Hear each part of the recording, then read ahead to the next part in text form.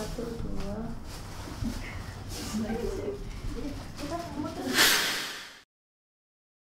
Budaya modern itu kan optimisme itu kan jadi yang selalu lebih baik gitu kan ya. Nah terus seiring berkembangnya paham itu gitu kan, muncul kayak budaya-budaya yang kayak berusaha melebih-lebihkan gitu. Jadi kayak misalnya kayak fake it till you make it gitu kan. Jadi kayak misalnya aku bukan pemain bola hebat gitu, misalnya aku bukan aktor hebat, tapi aku kayak bertingkah seolah aku itu aktor yang hebat supaya dengan ekspektasi Jadi besoknya aku jadi aktor hebat beneran gitu. Nah itu menurut Mbak Indah tuh kayak gimana sih? Aku kan mulai dari optimisme tadi ya. Optimisme tuh baik nggak baik? Baik banget menurutku. Tapi baik lagi aku tipe orang yang ketika itu terlalu berlebihan itu akan jadi nggak baik. Artinya apa? Segala sesuatu yang porsinya berlebihan pasti akan jadi nggak baik karena nggak seimbang. Jadi optimisme itu penting karena kita optimisme itu penting selama itu masih sesuai dengan kemampuan kita. Kita nggak bisa dong misalkan optimisme ngelihat bahwa pemain-pemain besar misalkan, kalau aku karena aku entrepreneur ya, aku mungkin kalau aku ngelihat optimisme bahwa aku akan bisa jadi seperti X kayak gitu. Aku bukan tipe yang kayak gitu. Aku lebih optimismenya adalah tetap aku ukur dengan diriku. Artinya contohnya, oke, aku optimis bahwa next di 2 tahun yang akan datang Edira nih akan seperti apa sih gitu. Optimisme tanpa langkah ya sama aja kayak apa ya, kayak rencana mimpi doang gitu kan. Jadi nah supaya aku optimis, aku akan pecah jadi kecil-kecil. 2 tahun, oke, aku bagi 1 tahun. 1 tahun aku mau ngapain aja, 1 tahun apa yang pengen aku capai, 1 tahun pengen cara mencapainya itu dengan cara gimana. Aku pecah lagi menjadi quarter. Jadi ada 4 quarter dalam 1 tahun. Kita bikin planning itu cuma planning aja tanpa tahu gimana eksekusinya. Iya, kayak aku bilang tadi itu cuma sekedar rencana atau mimpi gitu loh. Nanti bagi lagi jadi rencana bulanan. Misalkan nih Edira ya, kita ngomongin misalkan sales gitu ya. Oke, Edira pengen deh bulan quarter ini penjualannya di angka segini misalkan ya. Nah gimana sih caranya supaya bisa mencapai itu gitu? Ya kita akan bagi dengan langkah-langkah yang jangka pendek, jangka kecil itu tadi. Nah supaya optimisme ini nggak jadi sesuatu yang jadi bumerang buat kita nggak perlu melihat pencapaian orang lain bagus sebenarnya. Si X bisa loh dia kalau kita main sales misalkan ya, si X bisa loh dia jualan kayak gini misalkan. Nah kalau optimisme kita malah jadi ngebandingin sama pencapaian orang lain, jatuhnya nanti nggak akan, justru malah menurutku akan jadi nggak sehat gitu loh. Jadi optimisme yang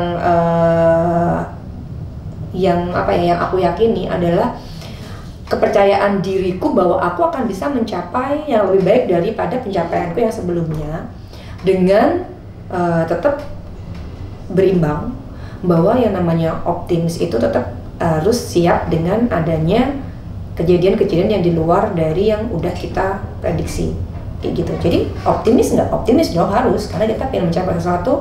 Salah satu dorongan semangatnya adalah optimisme bahwa kita bisa. Nanti kalau kita udah mencapai itu, next berarti kita harus mikir lagi bahwa kita optimis jangka panjang kita akan bisa mencapai apa lagi gitu. Tapi itu tadi harus seimbang.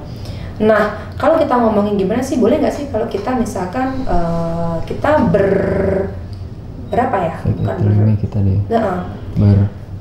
Apa sih namanya? Berpikir, bergerak, berandai-andai, berlaga. Bukan berlaga ya, kalau berlaga tuh ya kita kalau ada istilah fake it until you make it, sah-sah aja, boleh-boleh aja, karena buat sebagian orang mungkin itu bisa bermanfaat gitu ya. Jadi kalau aku boleh bilang, semua itu awali dulu dengan memahami diri kita, memahami seberapa diri kita mampu mentolerir kegagalan, seberapa dari kita mampu mentolerir kefakean itu tadi gitu. Karena kalau aku pribadi, aku tipe orang yang sangat organik banget. Organik di sini artinya aku lebih suka untuk step by step aku jalani, dibandingkan mungkin itu kan kalau kita bisa bilang lompat. Kayak semacam kayak lompat, atau mungkin kita bilang leverage-nya tuh cepet banget kan. Kalau aku lebih suka yang step by step, sangat organik, alami. Jadi sambil jalan itu kita bisa tahu bahwa oke, ini proses ini kita rasakan, kita lalui, kita cerna. Next, kalau ada kejadian yang kira-kira membutuhkan kita, energi kita, pikiran kita udah mulai kayak oke, kemarin aku udah berhasil melewati yang itu.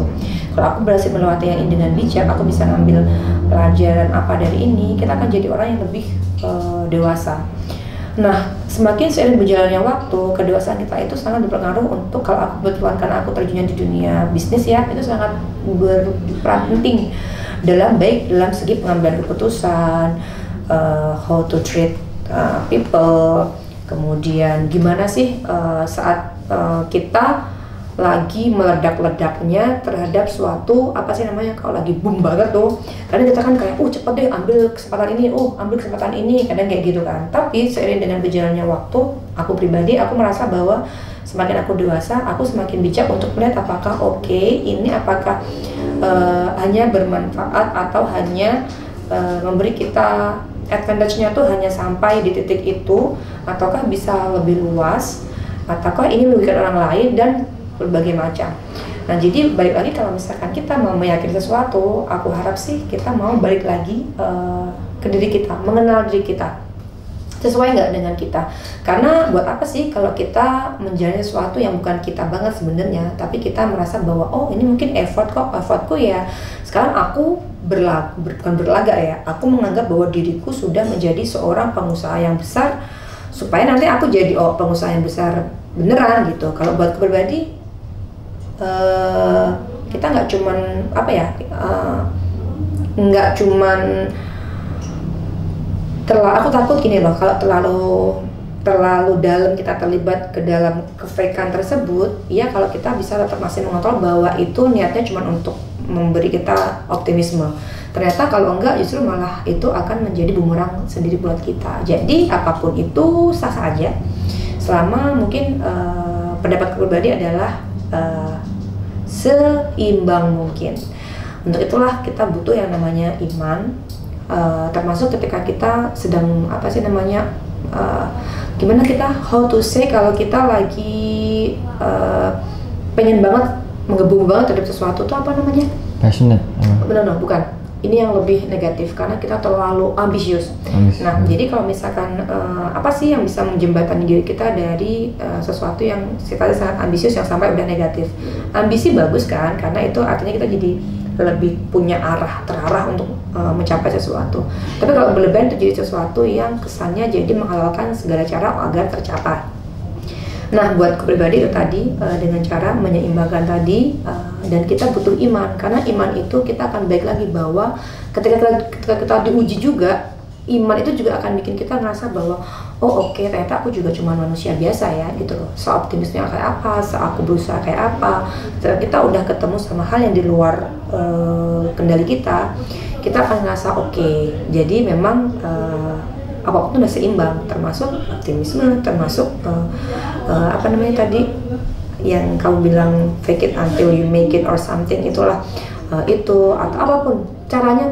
Kalau kita udah kenal diri kita sendiri, kita akan tahu caranya yang paling tepat buat kita yang mana, yang paling nyaman buat kita yang mana, termasuk bagaimana kita mengeluarkan, kalau aku tadi kayak mengeluarkan inner persona ya. Orang bilang zaman sekarang itu sosial media itu harus dipoles sedemikian rupa, bukan dipoles ya, maksudnya artinya profil kita itu harus menggambarkan ekspektasi kita yang paling baik di sosial media gitu ya, karena itu kayak jadi semacam